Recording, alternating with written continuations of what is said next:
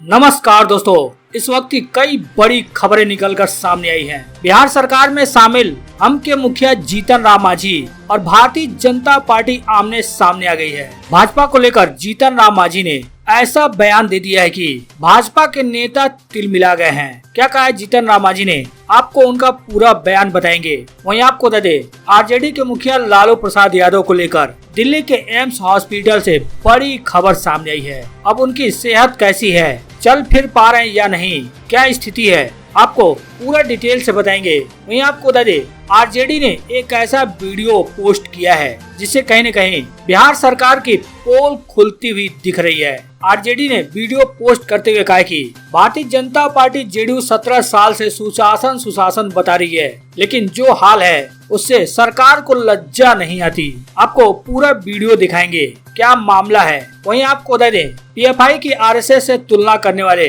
Patna SSP के समर्थन में अब जेडीयू कूद पड़ी है। तो भारतीय जनता पार्टी लगातार बर्खास्तगी की मांग कर रही है। वहीं लगे हाथों तेजस्वी यादव ने भी आरएसएस पर कड़ा प्रहार कर दिया है। तेजस्वी यादव ने आरएसएस को देश के लिए खतरनाक बता दिया और साथ ही पटना के एसएसपी को बधाई भी दी है। पूरे खबर के बारे में जानेंगे। आगे बढ़ने से पहले आपसे एक छोटा सा रिक्वेस्ट है, इस वीडियो पर एक लाइक जरूर कर दें, चैनल को सब्सक्राइब भी कर लें। जी हाँ, लगातार भारतीय जनता पार्टी और जेडीयू के बीच तल्खियां भी बढ़ती जा रही हैं। वहीं एनडीए सहयोगी दलों और भारतीय जनता पार्टी नेताओं के बीच गाहे बगाहे कुछ ऐसे बात सामने आते हैं कि उसकी चर्चा पूरे बिहार में होने लगती है। जी हाँ, इस समय पटना एसएसपी का मामला पूरे बिहार में गरमाया हुआ है। जहाँ एक तरफ पटना एसएसपी का जेडीयू, आरजेडी, हम यानी भारतीय जनता पार्टी को छोड़कर सारी पार्टियां समर्थन में उतर गई हैं। वहीं हम के मुखिया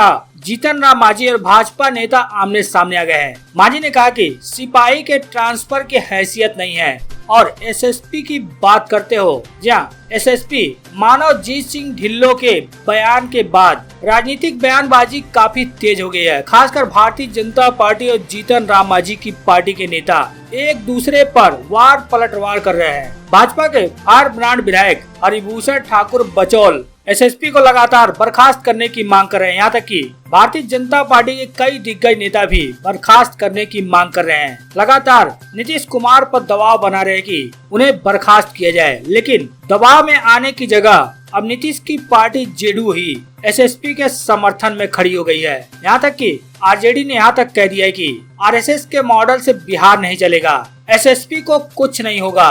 अब हम के नेता ने कहा है कि बचौल की बातों को जब उनकी पार्टी गंभीरता से नहीं लेती है, वे अनाप शनाप बोलते रहते हैं। उनकी हैसियत एक कांस्टेबल का ट्रांसफर करने की नहीं है और चले हैं एसएसपी को बर्खास्त कराने की बात करने। मीडिया से बातचीत करते हुए हम पार्टी के राष्ट्रीय प्रवक्ता दानिश रिजवान का कहना है कि इन लोगों को यह बात हजम नहीं हो रही है कि पटना एसएसपी की कुर्सी पर दलित का बेटा बैठा है। यह बात उन लोगों को चुभ रही है, इसलिए उनकी बातों को बेवजह तूल दिया जा रहा है। लेकिन यदि किसी दलित को प्रताड़ित किया जाए तो हिंदुस्तानी आवाम मोर्चा उसके साथ खड़ा होगा। उनका कहना है कि हरिभूषण ठाकुर बचौल से उन्हें सांप्रदायिक सद्भाव का सर्टिफिकेट लेने की आवश्यकता नहीं है। पिछले 2 वर्षों में 1 दर्जन से ज्यादा अधिकारियों को हटाने की वकालत कर चुके हैं, लेकिन इनकी हैसियत नहीं है कि एक कांस्टेबल का भी ट्रांसफर करा सकें। उनका कहना है कि जो नेता पटना एसएसपी पर बयानबाजी कर रहे हैं उन्हें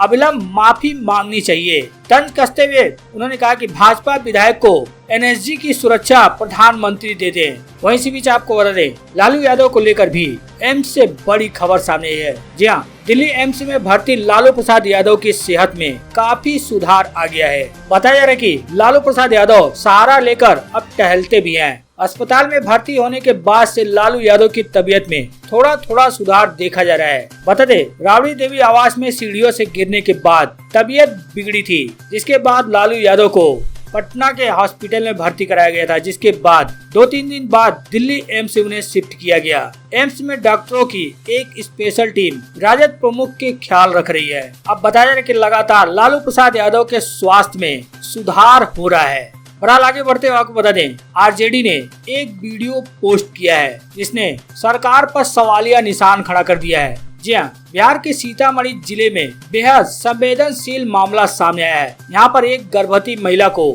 सीतामढ़ी सदर अस्पताल में भर्ती नहीं किया गया, जिसके बाद उसकी डिलीवरी अस्पताल के गेट पर ही कराई गई। इसको लेकर आरजेडी ने इस घटना का पूरा वीडियो सोशल मीडिया पर पोस्ट किया। बताया रहा कि गर्भवती महिला को डिलीवरी के लिए अस्पताल में रेफर किया गया था। आरोप है कि उन्हें रेफर कागज नहीं दिया गया था। इसी बीच महिला को प्रसव पीड़ा होने लगी, जिसके बाद अस्पताल के गेट पर ही डिलीवरी कराई गई। महिला के परिजनों का आरोप है कि उन्होंने सरकारी अस्पताल के कर्मचारियों से कहा था कि वह बाहर की दुकान से सुई आदि अन्य दवाई लाने को तैयार है, लेकिन उन्होंने गर्भवती को भर्ती करने से साफ मना कर दिया।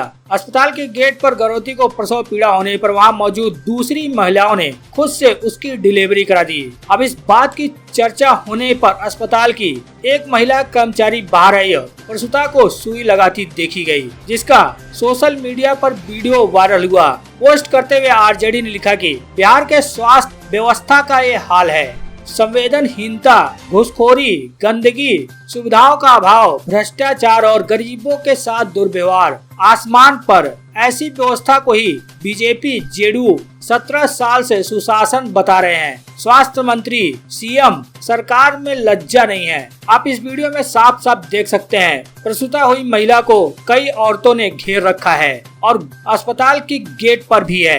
आरजेडी के मुताबिक ये सीतामढ़ी सदर अस्पताल के सामने का नजारा, यानी उसके गेट के सामने का नजारा है, जहाँ पर सिटी स्कैन सेंटर भी लिखा हुआ है। आप देख सकते हैं यहीं पर बाहर महिला का प्रसव कराया गया, जिसके बाद प्रसव के बाद उस महिला को हॉस्पिटल से एक नर्स आकर सुई लगाती हुई भी देखी जा रही है। अब इस वीडियो के सामने आने के बाद अस्पताल प्रशासन पूरी तरह से कटघरे में खड़ा हो गया है। हालांकि वहीं आपको बता दें, पटना एसएसपी के मामले पर अब मामला और भी गर्माता जा रहा है। अब खुद तेजस्वी यादव ने आरएसएस को लेकर बयान देते हुए कहा कि आरएसएस देश के लिए खतरनाक है और एसएसपी को बधाई तक दे दी। बता दे, तेजस्वी यादव का कहना है कि आरएसएस देश के लिए खतरनाक है और पुलिस अधिकारी के जरिए कही गई बात एकदम सच है। तेजस्वी का कहना है कि हमारी पार्टी शुरू से ही कह रही है कि आरएसएस देश के लिए खतरनाक है। उन्होंने आरोप लगाया कि मौजूदा वक्त में जो भी जहर और नफरत फैली है उसकी वजह आरएसएस है। यह आरएसएस के एजेंडे में शामिल है।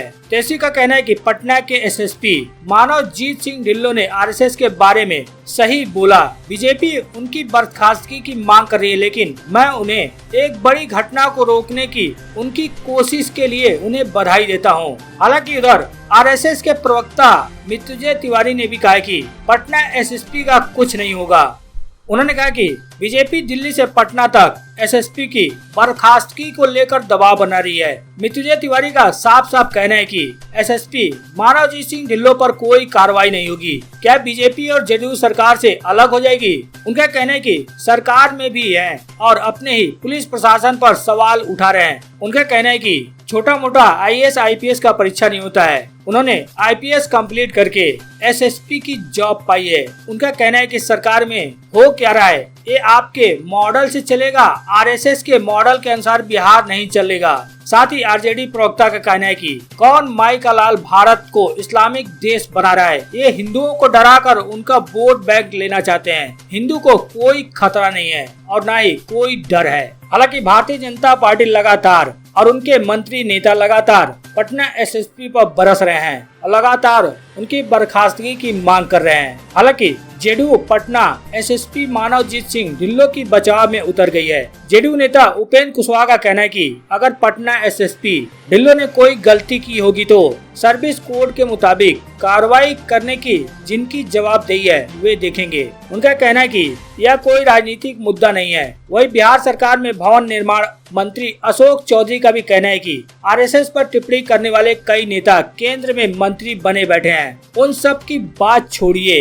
हालांकि अब पटना के एसएसपी ने सफाई भी दी है। उनका कहना है कि मेरे बयान को गलत तरीके से पेश किया गया है। उन्होंने बताया कि मुझसे पत्रकारों ने पीएफआई के तौर तरीकों के बारे में पूछा था। गिरफ्तार लोगों ने पूछताछ में पुलिस को जो बताया मैंने मीडिया को वही बताया। हमारे पास दस्तावेजों में जिस तरह से कार्यशैली का जिक्र किया गया था, उसमें बताया गया है कि पीएफआई आरएसएस की शाखाओं की तरह अपने ट्रेनिंग प्रोग्राम बना रहा है। उन्होंने जोर देकर कहा कि मैंने कभी भी आरएसएस की तुलना पीएफआई से नहीं की। मेरे बयानों की चुनिंदा हिस्सों को तूल देकर मुझे दोषी ठहराया जा रहा है, लेकिन मैं किसी भी विवाद में पड़े बिना मामले की जांच पर ध्यान देना चाहता हूं। बता दें, पटना पुलिस ने टेरर मॉडल केस में अब तक 5 लोगों को गिरफ्तार किया है, जो एक खास समुदाय के लोगों को प्रशिक्षित कर रहे थे। इसके बाद इस पूरे मामले की जांच एएनआई ने भी शुरू कर दी है। इससे पहले पटना पुलिस ने फुलवारी शरीफ से अतहर परवेज और मोहम्मद जलालुद्दीन को भी